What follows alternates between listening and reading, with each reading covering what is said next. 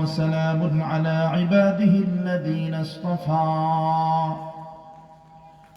أما بعد فأعوذ بالله من الشيطان الرجيم بسم الله الرحمن الرحيم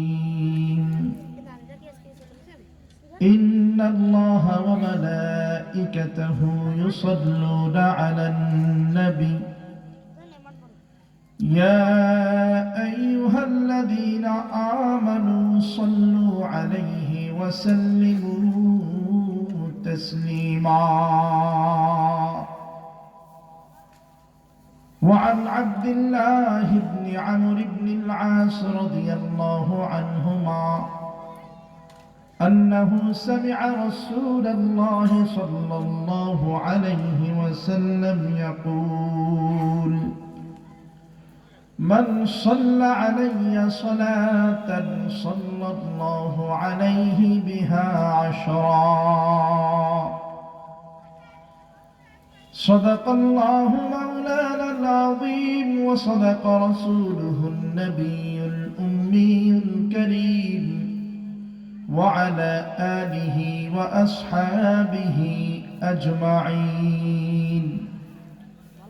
ربنا ظلمنا أنفسنا وإن لم تغفر لنا وترحمنا لنكونن من الخاسرين.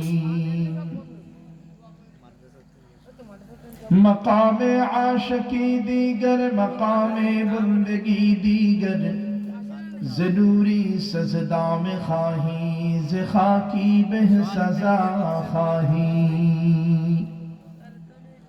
فضل حیوانات پر ہرگز اسے حاصل نہیں نام جس کا دفتر عشاق میں شامل نہیں. خاکہ اس انسان کا ہوگا جہنم کا حطب جس کے عنصر ہی میں نارے عاشقہ شامل نہیں. عشق سے بےتاب جو دل ہے نہیں وہ دل نہیں. عشق سے بےتاب جو دل ہے نہیں وہ دل نہیں. جلوہ یہ جانا سے خالی ہے جو منزل نہیں. جلوہ یہ جانا سے خالی ہے جو منزل نہیں. لا الہ الا اللہ جلے لا الہ الا اللہ لا الہ الا اللہ دل تھے لا الہ الا اللہ جلے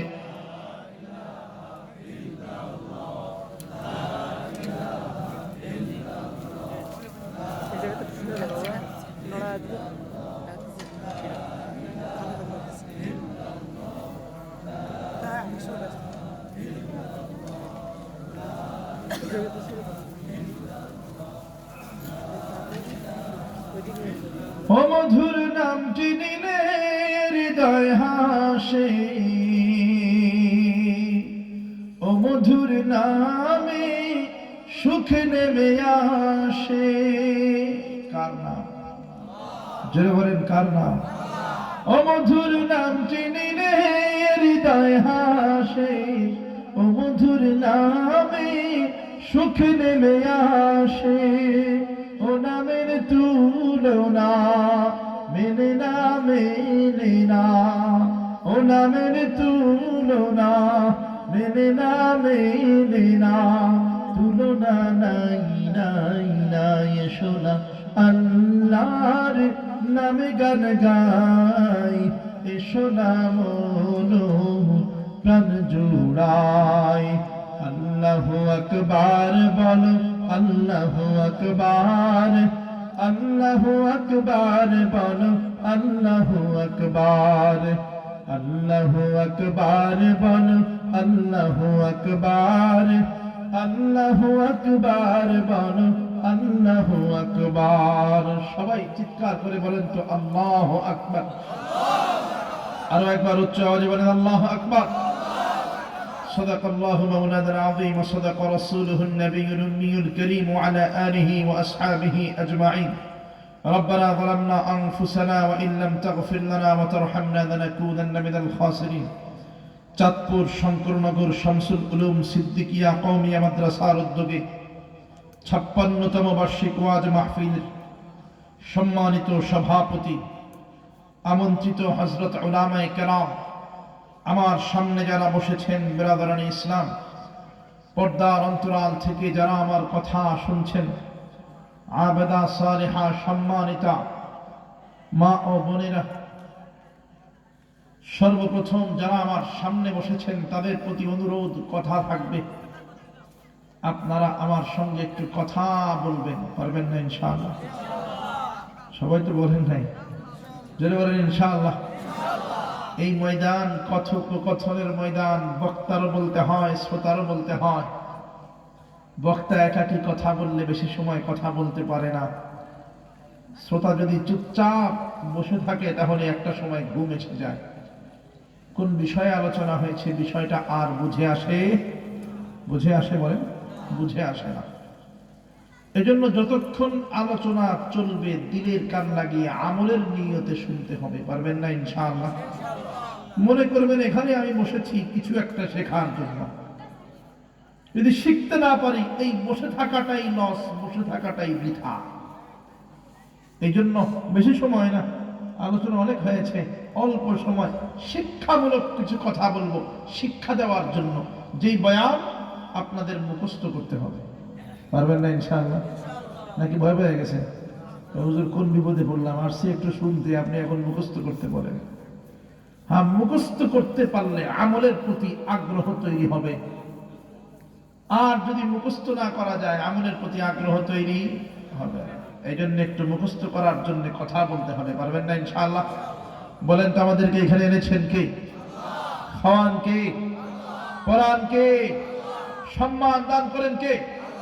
চোখ দিয়ে দেখার তৌফিক দিয়েছেন কে? কান দিয়ে শোনার তৌফিক দিয়েছেন কে?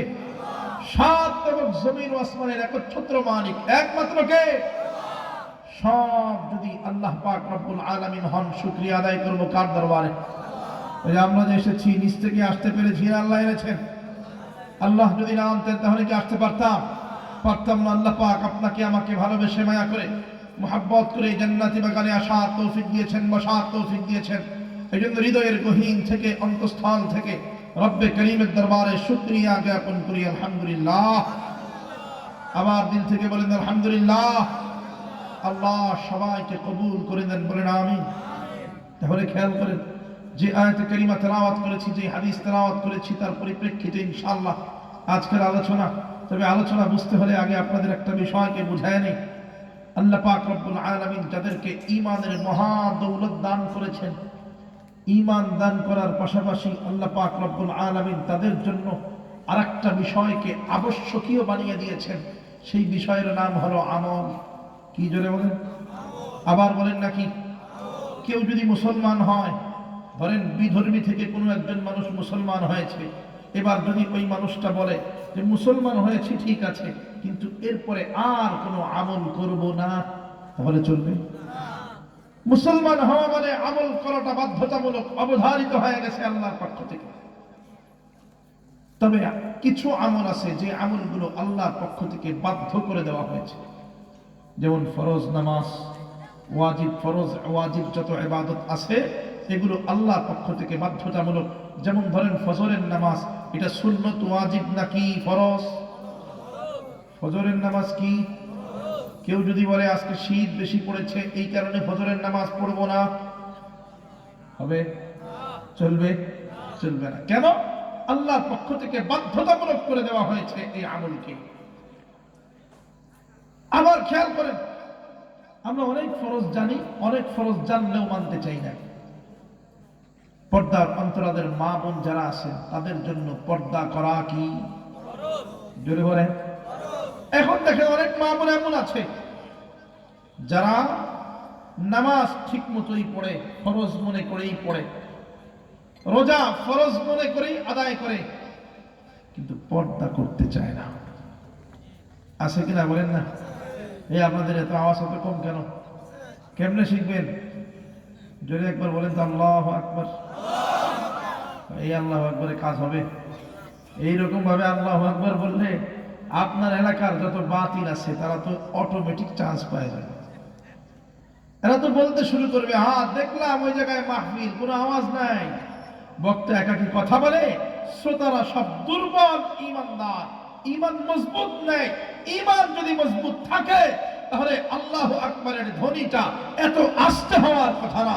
আল্লাহু আকবারের ধ্বনি হবে আকাশ কাঁপিয়ে, আল্লাহু আকবারের স্লোগান হবে, কাউকে আমরা ভয় পাই না, একমাত্র আল্লাহকে ভয় পাই। এই জন্য যদি বড়ত্বের স্লোগান দিতে হয় একমাত্র আল্লাহু আকবারের স্লোগান দেব। কথা বুঝাইতে পারছি?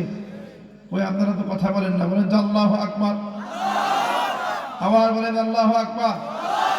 দেখবেন এইভাবে যদি প্রত্যেকটা মাহফিলের ময়দান থেকে তাকবীর দেওয়া যায়, যারা বাতিল, নাস্তিক, মুরতাদ, অ্যান্টি ইসলাম, ইসলাম বিদ্বেষী আছে সবার অন্তরের মধ্যে অটোমেটিক একটা ভয় ঢুকে যাবে। বহুত রকমের নাস্তিক মুরতাদ এখন বাইরে হয়েছে। এই যে গত কয়েকদিন আগে একজন বাউল শিল্পীরা ধরছে না, টাটকা নাস্তিক, তাতে কোনো সন্দেহ নাই। তার পক্ষে যারা নিবে তারাও অপরাধী, তার পক্ষে যারা কথা বলবে তারাও অপরাধী। কারণ ওই বাউল যারে তারা নিয়ে কথা বলে নাই, ওই হুজুরদেরকে নিয়ে কথা বলে নাই, সরাসরি আল্লাহ পাক রব্বুল আলামিনের বিরুদ্ধে বিশুদ্ধকার করেছে। এমন শব্দ বলেছে যে শব্দগুলো মুখে আনা পর্যন্ত সম্ভব না। এর দ্বারা এসে স্পষ্টভাবে নাস্তিক সাব্যস্ত হয়েছে। নাস্তিককে গ্রেফতার করার পরে, গ্রেফতার করার কারণে আরো কিছু নাস্তিক্যবাদ মাথা চাড়া দিয়ে উঠেছে, তার পক্ষে সাফাই গাইতেছে। মনে রাখবে, আল্লাহর বিরুদ্ধে যদি কেউ কথা বলে, এই আল্লাহর রাজ্যে বসবাস করে, আল্লাহর দেশে বসবাস করে, মুসলমানের দেশে বসবাস করে কেউ যদি স্বয়ং আল্লাহ পাক রব্বুল আলামিনের বিরুদ্ধে এক ফোঁটা কথা বলে, এক বিন্দু পরিমাণ কথা বলে, জিহ্বা টেনে ছেড়ে ফেলা হবে। কথা বুঝাইতে পারছি? এই ক্ষেত্রে কোনো ছাড় দেওয়া হবে না।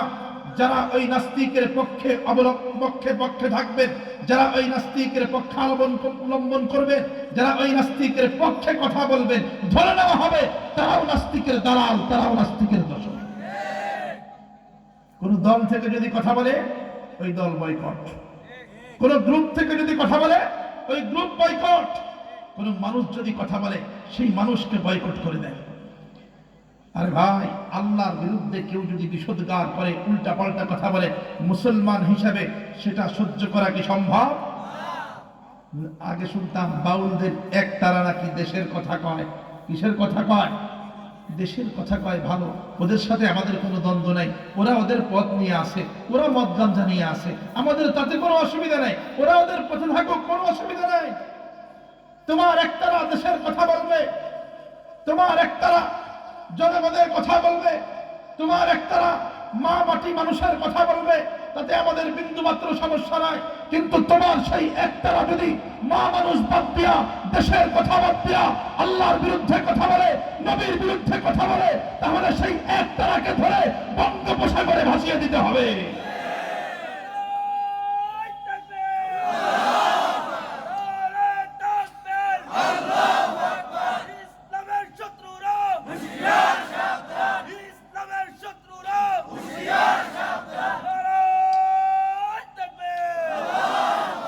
মোহতারাম হাজিরিন, খেয়াল করেন যেটা বলতেছিলাম, একতারা দেশের কথা বলুক, তাতে আমাদের কোনো অসুবিধা নেই। গান বাজনা হারাম, তারপরেও আমরা পায়ে পায়ে লাগাইয়া দ্বন্দ্ব করতে যাবো না, পায়ে পাড়া দিয়ে দ্বন্দ্ব করতে যাবো না। কিন্তু একতারা যখন দেশের কথা বাদ দিয়ে আল্লাহর বিরুদ্ধে কথা বলবে, যে বাউল আউল ফাউল যা হোক না কেন, যখন আল্লাহর বিরুদ্ধে কথা বলবে, তখন তার জিহ্বাকে জিহ্বার জায়গায় যদি আমি রেখে দেই, তাহলে বোঝা যাবে আমার ঈমান দুর্বল, ঈমান এখনো মজবুত হয় নাই। সুতরাং যারা বাউলের পক্ষে সাফাই গায়, এই মঞ্চ থেকে বলে দেই, খেয়াল করেন, যারা বাউলের পক্ষে সাফাই গাইতেছে, ওই আল্লাহ বিরোধী যে বাউল, যে আল্লাহর বিরুদ্ধে কথা বলেছে, ও তো গান গাওয়ার জন্য যে ওকে জেলখানায় বন্দী করেছে এমন তো না। গান তো কত মানুষই গায়, গান তো কতজনই গায়। নেশা করার জন্য তারা যে গ্রেফতার করা হয়েছে এমন না, নেশা তো কতজনই করে, ওকে গ্রেফতার করা হয়েছে আমার আল্লাহর বিরুদ্ধে, রবের বিরুদ্ধে কথা বলার জন্য। যারা আজকে তার পক্ষে সাফাই গাইতেছে, যেই দল, যেই তন্ত্র মন্ত্র যা কিছু হোক না কেন, ওই আল্লাহ বিরোধী বাউলের পক্ষে সাফাই গাইবা আর এই দেশের মানুষের থেকে সুযোগ সুবিধা ভক্ষণ করবা। না না, মানুষ এখন জাগ্রত, মানুষ এখন বুঝতে পারে, মানুষ এখন বুঝতে শিখেছে, চিনতে শিখেছে। যদি তোমার কথা, তোমার কলম, তোমার জবান যদি আল্লাহর বিরুদ্ধে ব্যবহৃত হয়, তোমার জবান যদি, তোমার সমর্থন যদি ওই নাস্তিকের পক্ষে হয়, মানুষ ধরে নেবে তুমিও নাস্তিক হয়ে গেছো, তাতে বিন্দু পরিমাণ সন্দেহ না। কথা বুঝাইতে পারছি? এই জন্য আমরা থাকবো কার পক্ষে? স্লোগান হবে কার? ওয়ারাব্বাকা ফাকাব্বির। আল্লাহ পাক রব্বুল আলামিন তো জানাই দিয়েছেন, দুনিয়ার জমিনে যদি কারো বড়ত্বের কথা প্রকাশ করতে হয়, কারো বড়ত্বের স্লোগান দিতে হয়, সেটা হবে কার? জোরে বলেন না কার? এই স্লোগান দিতে কোনো ভয় আছে? কোনো অসুবিধা আছে?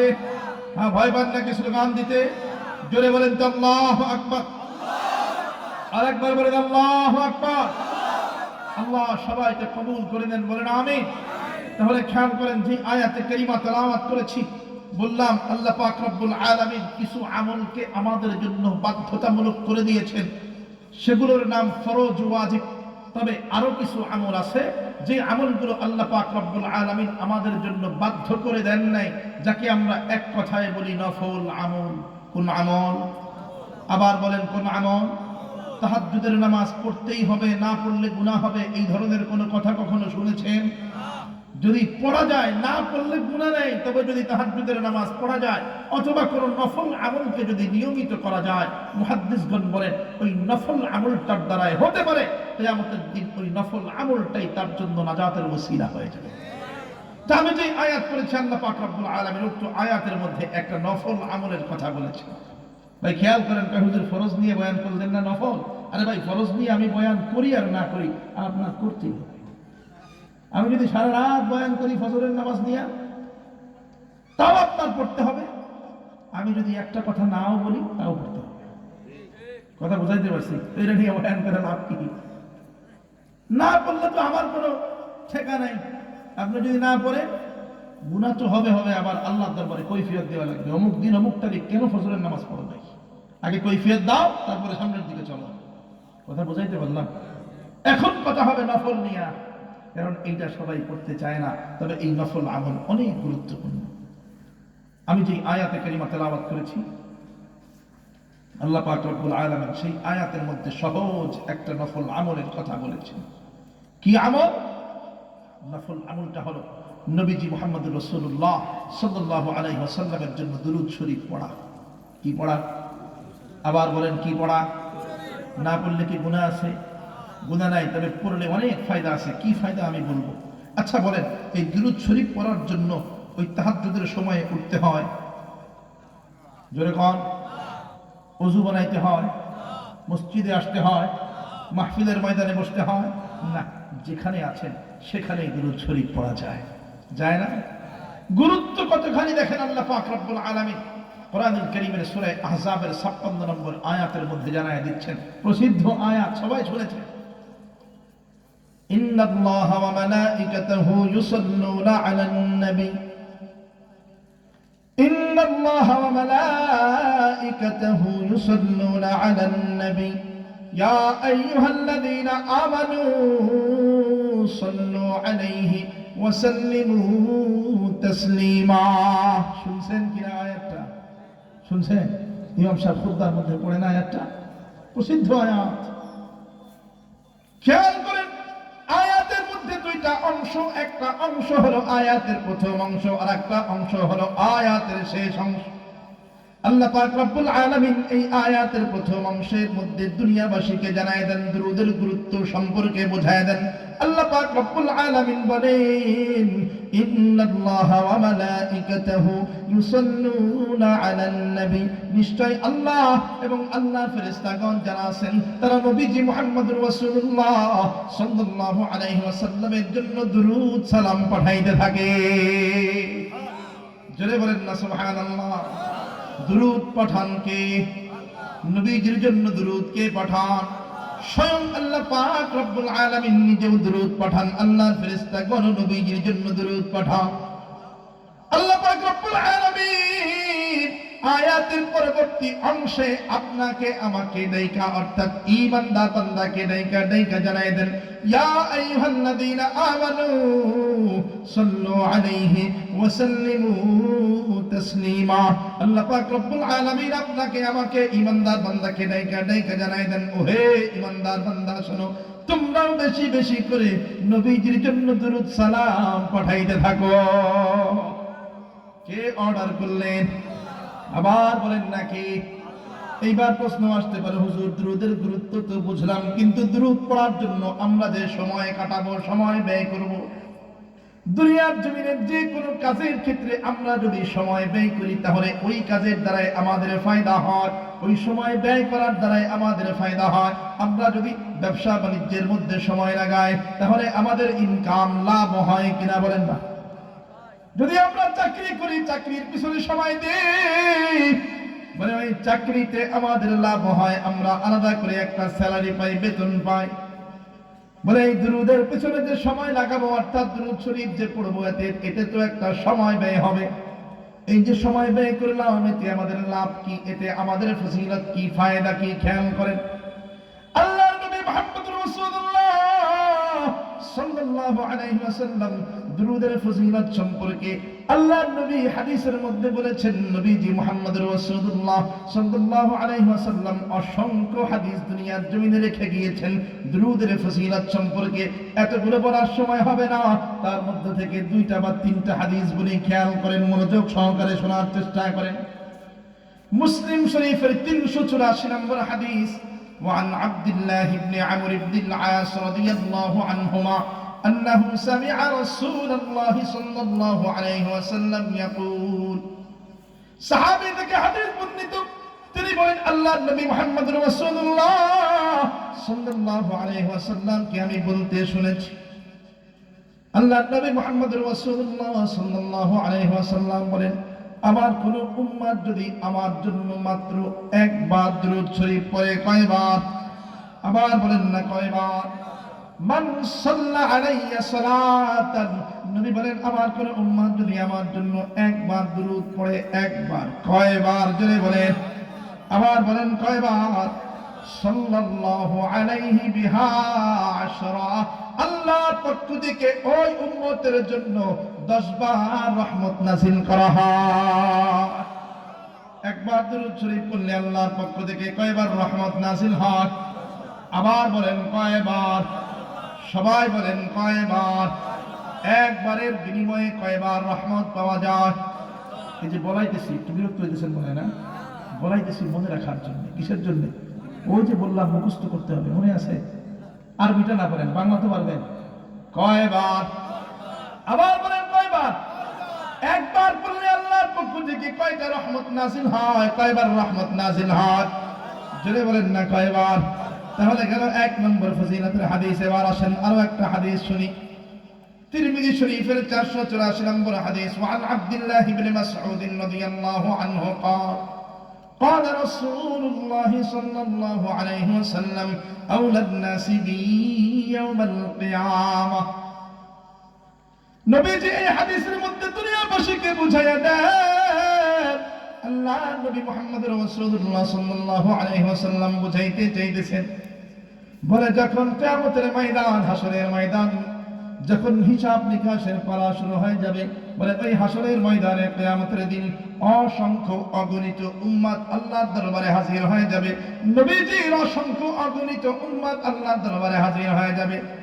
ওই উম্মতগুলোকে গণনা করে শেষ করা সম্ভব না, এত উম্মত গণে শেষ করা যাবে? বলেন। আপনাদের এই খুলনার মানুষ যদি গণনা করে, বাগেরহাটের মানুষ যদি গণনা করতে চান, তাহলে কি শেষ হবে? বলেন, গণনা করা সম্ভব? অ্যাকিউরেট ভাবে গণনা করা সম্ভব। আর সারা দুনিয়ার সমস্ত মানুষ যেখানে উপস্থিত হবে সেখানে মানুষ গণনা করা সম্ভব। হাজার হাজার লক্ষ লক্ষ কোটি কোটি নয়, অগণিত অসংখ্য উম্মত যখন আল্লাহর দরবারে হাজির হয়ে যাবে, আল্লাহর নবী মুহাম্মদুর রাসূলুল্লাহ সাল্লাল্লাহু আলাইহি ওয়াসাল্লাম বলেন, এই অগণিত অসংখ্য উম্মতদের মধ্য থেকে ওই কিয়ামতের ময়দানে কিছু উম্মত আমি নবীজির কাছাকাছি থাকতে পারবে, আমি নবীর কাছাকাছি হতে পারবে। বলে তারা কারা? হাদিসের পরবর্তী অংশে আল্লাহর নবী জানায় দেন আকসারুহুম আলাইয়া সালাত। বলে দুনিয়ার জমিনে যেই উম্মতগুলো আমি নবীর জন্য বেশি বেশি করে দুরূদ শরীফ পড়েছে, ওই উম্মতগুলো কিয়ামতে আমি নবীর কাছাকাছি থাকবে। জোরে বলেন না সুবহানাল্লাহ। এখন প্রশ্ন আসতে পারে, হুজুর নবীজির কাছাকাছি থাকলে আমাদের লাভ হবে কি, ফায়দা হবে কি? ও ভাই খেয়াল করেন, হাদিসের মধ্যে এসেছে কিয়ামতের ময়দান বড় ভয়াবহ, এমন ভয়াবহ। এখন তো আপনার নিচে যেই জমিনের উপরে আপনি বসে আছেন ওই জমিনটা ঠান্ডা মাটির জমিন। কিয়ামতের ময়দানের জমিনটা মাটির হবে না, কিয়ামতের ময়দানের এই জমিনটা হবে তামার জমিন। কিসের জমিন বলেন না? আর মাথার একটু উপরে থাকবে সূর্য। কোন কোন বর্ণনার মধ্যে পাওয়া যায় মাথার মাত্র 12 হাত উপরে থাকবে সূর্য। এখন সূর্য কত লক্ষ মাইল, হাজার লক্ষ মাইল উপরে, তারপরেও সূর্য যখন তাপ দেয় আমরা সহ্য করতে পারি না। ওই গ্রীষ্মকালে গরমের দিনে দুপুর বেলায় আমরা রোদের মধ্যে দাঁড়ায় থাকতে পারি না, মাথা যেন কেমন ব্যথা হয়ে যায়, শরীর থেকে শুধু ঘাম আর ঘাম বের হয়ে যায়। বলে কিয়ামতের ভয়াবহ ময়দানে মাথা মাত্র 12 হাত উপরে থাকবে সূর্য। সূর্য এমন ভাবে তাপ দেওয়া শুরু করবে, বান্দার মাথার মগজগুলো টকবক টকবক কইরা কইরা ফুটতে থাকবে। বলে মাথার মগজগুলো এই গরম পানির মতো টকবক টকবক কইরা কইরা ফুটতে থাকবে। ও ভাই ভালো করে খেয়াল করে বলেন, সেই দিন ওই গরম তাপের সময় এই ভয়াবহ হাসরের ময়দানে নবীজি মুহাম্মদুর রাসূলুল্লাহ সাল্লাল্লাহু আলাইহি ওয়াসাল্লাম যেই জায়গায় দাঁড়ায় থাকবেন ওই জায়গায় সূর্য তাপ দেবেনি। বলেন তাপ দেবেনি। সূর্যের সেই ক্ষমতা আসেনি। হ্যাঁ হ্যাঁ, সূর্যের সেই ক্ষমতা নাই। মুহাদ্দিসগণ বলেন আপনি আমি যদি বেশি বেশি করে দুরূদ শরীফ পড়ার দ্বারা সেই ভয়াবহ ময়দানে নবীজির কাছাকাছি থাকতে পারি, নবীর নিকটে থাকতে পারি, তাহলে আশা করা যায় সূর্য আমাদের মাথায়ও তাপ দেবে না।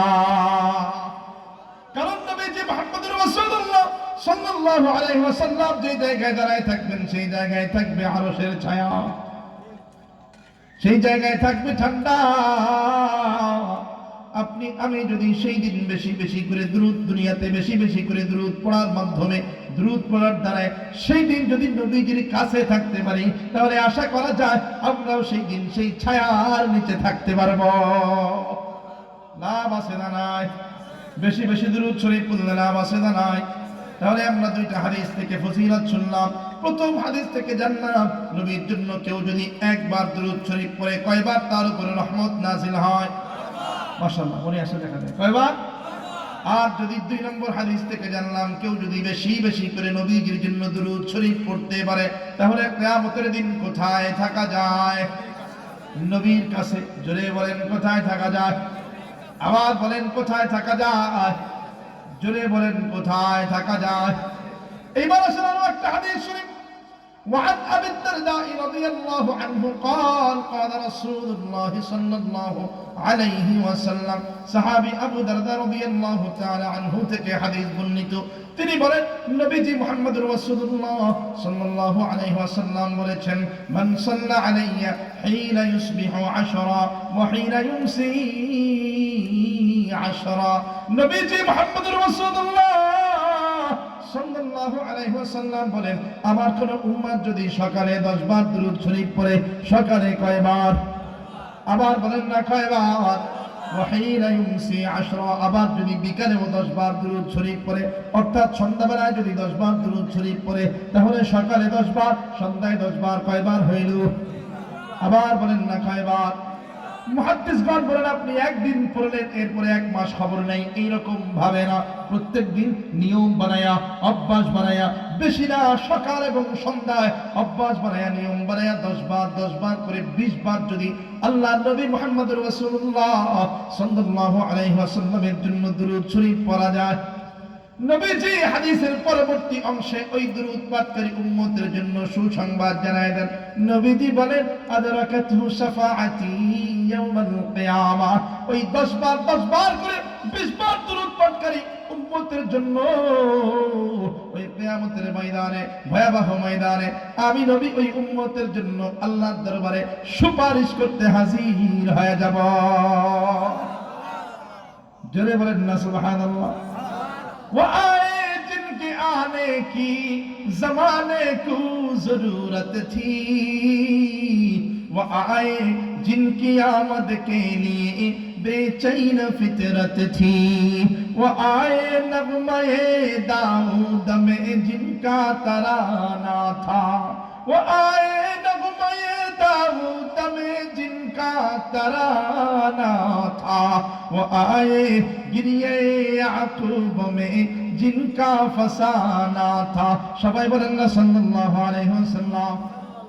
আবার দিল থেকে বলেন না সাল্লাল্লাহু আলাইহি ওয়াসাল্লাম।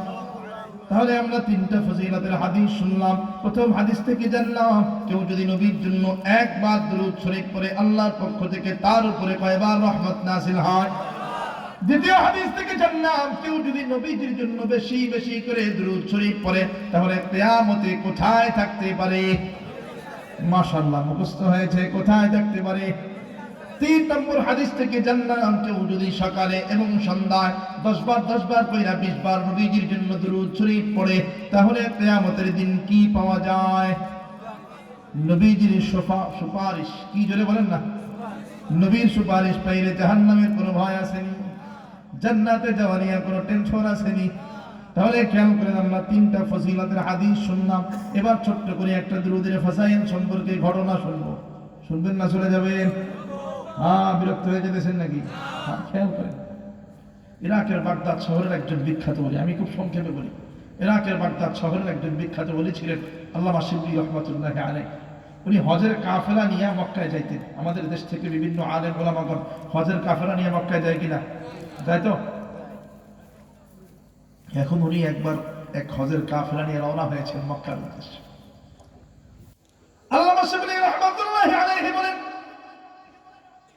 বলে আমি একটা হজের কাফেলা নিয়ে আমার এই ইরাকের বাগদাদ শহর থেকে মক্কার উদ্দেশ্যে রওনা হয়েছে।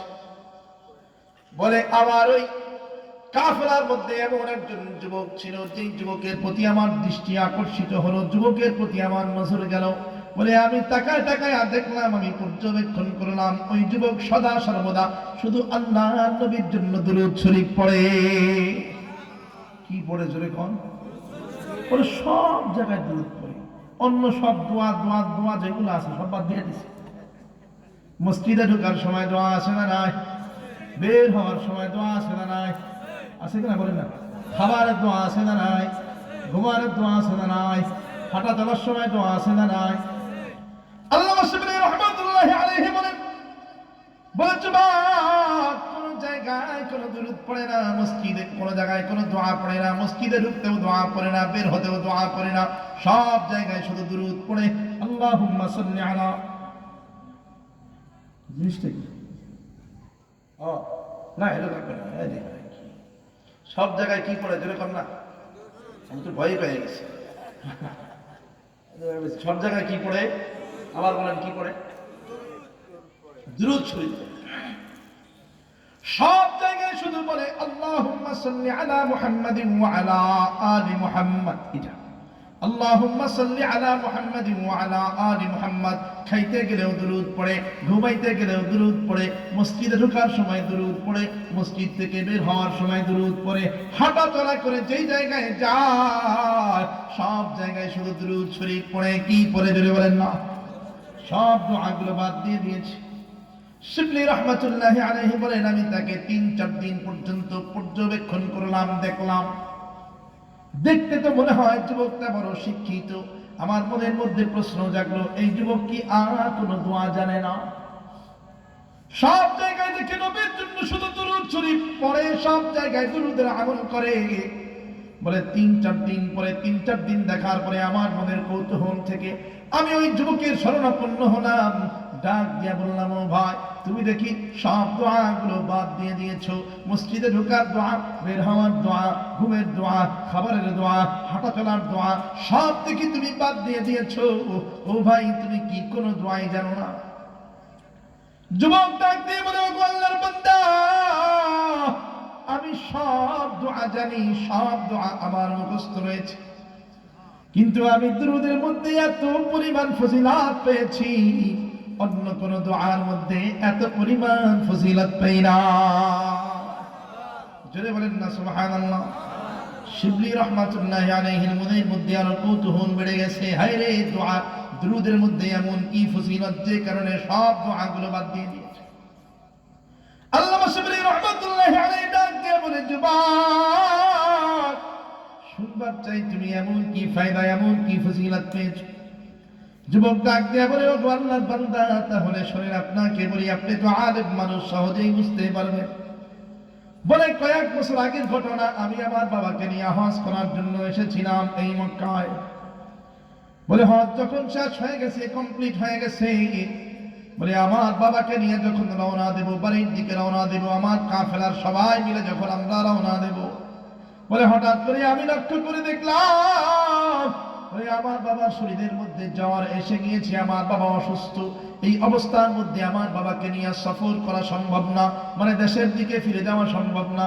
ও ভাই, এখনকার সফর তো বড় সহজ, গাড়িতে উঠলেন ঢাকা পৌঁছায় গেলেন, বিমানে উঠলেন সৌদি আরব পৌঁছায় গেলেন।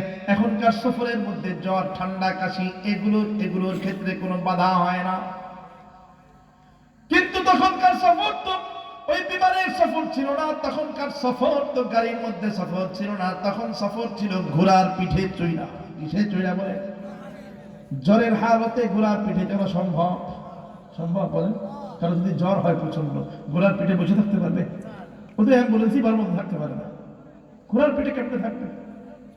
যুবক বলে, আমার বাবাকে ঘোড়ার পিঠে উঠানো সম্ভব না, কেমনে যাব? বাকি সবাইকে বললাম, তোমরা সবাই দেশে ফেরত চলে যাও, দেশের দিকে চলে যাও, তোমরা হজ যেহেতু শেষ হয়ে গেছে, আমি আমার বাবাকে নিয়ে পরে আসবো। সংক্ষিপ্ত করে বলতেছি। যুবক বলে, 2-3 দিন পর্যন্ত দেখলাম, এরপরে আমার বাবা কিছুটা সুস্থ হইলে, সবাই তো চলে গেছে, বলে আমি আমার বাবাকে নিয়ে রওনা। যুবক বলে, আমার বাবাকে নিয়ে রওনা হয়ে গেল। আমি আর আমার বাবা, আমাদের সঙ্গে আর কোন সফর সঙ্গী নাই, আর কেউ নেই। সবাই তো 3 দিন আগে চলে গেছে, 3 দিন আগে রওনা হয়ে গেছে। যুবক বলে, আমার বাবাকে নিয়ে রওনা হয়ে বিশাল বিশাল মরুভূমি পার হইতেছিলাম। একটা ঘোড়ার উপরে আমি, আর একটা ঘোড়ার উপরে আমার বাবা, সঙ্গে আমাদের যেই সামানাগুলো ছিল সেই সামানাগুলো। বলে, আমার বাবাকে নিয়ে বিশাল একটা মরুভূমির মধ্যে আসলাম। অনেকগুলো মরুভূমি পারে দিয়ে আরো একটা মরুভূমির মধ্যে আসলাম। যুবক বলে, ওই মরুভূমির মধ্যে আসার পর আমি হঠাৎ করে লক্ষ্য করলাম, আমার বাবা আর ঘোড়ার উপরে বৈশা থাকতে পারে না, কেমন যেন ঢুলুমুলু করে, হয়তো বা ঘোড়ার থেকে পড়ে যাবে এমন ভাব হয়ে গেছে। বলে, আমি তাড়াতাড়ি আমার ঘোড়ার থেকে নেই মা, দৌড়ে গিয়ে আমার বাবার ঘোড়ার লাগাম টেনে ধরলাম। এরপরে আমার বাবার শরীরের মধ্যে হাত দিয়ে দেখি, শরীরের মধ্যে আবার প্রচন্ড তাপ, জ্বর এসে গেছে। এমন অবস্থায় তো আর সামনের দিকে আগানো সম্ভব না। যুবক বলে, এবার আমি আমার সঙ্গে যেই তাবু ছিল, ওই মরুভূমির মধ্যে আমি তাবু টানাইতে শুরু করলাম। আমার সঙ্গে যেই বিছানা ছিল, ওই চাদর, বিছানা, কম্বল যা ছিল, ওই বিছানা বিছাইয়া আমার বাবাকে বিছানার উপরে শোয়া দিয়া, মানে তাবু টানাইয়া তাবুর মধ্যে বিছানা করলাম। এরপরে বিছানার উপরে আমার বাবাকে শোয়া, গায়ের মধ্যে ল্যাপ কাঁথা কম্বল যেটা ছিল সেটা দিয়ে ঢেকে দিলাম। এরপরে চিন্তা করলাম, চতুর্দিকে খোঁজ করব কোথায় বাজার পাওয়া যায়, বাজার পাইলেই তো ডাক্তার পাওয়া যাবে, ডাক্তার পাইলেই তো আমার বাবার চিকিৎসা করা সম্ভব হবে। বলে, আমি আমার বাবাকে শোয়া দিয়া চতুর্দিকে বাজার খোঁজ করতেছিলাম, মানুষের খোঁজ করতেছিলাম, চিকিৎসক ডাক্তারদের খোঁজ করতেছিলাম। যুবক বলে, 3-4 ঘন্টা পর্যন্ত আমি চতুর্দিকে খোঁজ করলাম। বাজার পাওয়া তো পরের কথা, দোকানপাট পাওয়া তো পরের কথা, একজন মানুষেরও দেখা পাইলাম না। ডাক্তার কইব, মানুষই নেই। তার মানে বিশাল মরুভূমি, এটার মধ্যে কোনো মানুষজন বসবাস করে না। যারা গেছেন তারা জানবেন, অনেক মরুভূমি আপনারা গেছেন এই জায়গায়, যারা হজে গেছেন না অনেকে, হ্যাঁ গেছেন তো, গেছেন। বিশাল, এখন তো নাই এরকম, আগে তো আরো ছিল, এখন তো এরকম নাই, এখন বিল্ডিং হয়েছে, অনেক কিছু হয়েছে। এখনো মরুভূমি অঞ্চলে যারা গেছে, দেখতে গেছে, তারা দেখছে বিশাল মরুভূমি, ওই সমুদ্রের মতো কোনো কুল কিনারা নাই। যুবক বলে, বিশাল এক মরুভূমির মধ্যে আসছি, কোনো ডাক্তার কবিরাজ পাওয়া তো পরের কথা, মানুষেরও দেখা নেই। যুবক বলে, আমি 3-4 ঘন্টা পর্যন্ত মানুষের খোঁজ করতে করতে মানুষ না পাইয়া অবশেষে চিন্তা করলাম বাবাকে তো একা ফেলে আসছি। এইদিকে রাত হয়ে গেছে, দিন শেষ হয়ে রাত হয়ে গেছে। বলে তাড়াতাড়ি করে আমার বাবার কাছে চলে আসলাম। আসার পরে দেখি আমার বাবার শরীরের জ্বর কমবে তো দূরের কথা, আরো জ্বর বাড়তেছে, শরীরের মধ্যে প্রচন্ড তাপ। যুবক বলে রাত যত বাড়ে আমার বাবার শরীরের তাপ তত বাড়ে। গায়ের মধ্যে মাথার মধ্যে যে পানি ঢালবো, মরুভূমি অঞ্চল, পানি তো কোথাও নাই, পুকুর নাই, নদী নাই, কোথায় পানি পাবো? পানির সন্ধান কোথায় পাবো? যুবক বলে সঙ্গে যতটুকু খাবারের পানি ছিল ওই পানিটা আমার বাবার মাথায় ঢাইলা মাথা ঠান্ডা করার চেষ্টা করলাম, কিন্তু না না, তাতে বিন্দু পরিমাণ কাজ হয় না, কোনো কাজ হয় না। যুবক বলে গভীর রাতে আমি লক্ষ্য করলাম আমার বাবা নিস্তেজ হয়ে গেছে। প্রচন্ড জ্বরের তাপে আমার বাবার শরীরটা অসাড় হয়ে গেছে, নিস্তেজ হয়ে গেছে। বলে ঘন্টা খানিক আমার বাবার শরীর এমন নিস্তেজ থাকার পরে আমি হঠাৎ করে লক্ষ্য করলাম আমার বাবা আর নড়াচড়া করে না, নড়াচড়া বন্ধ করে দিয়েছে। গভীর ভাবে পর্যবেক্ষণ করার পরে আমি দেখলাম তাকে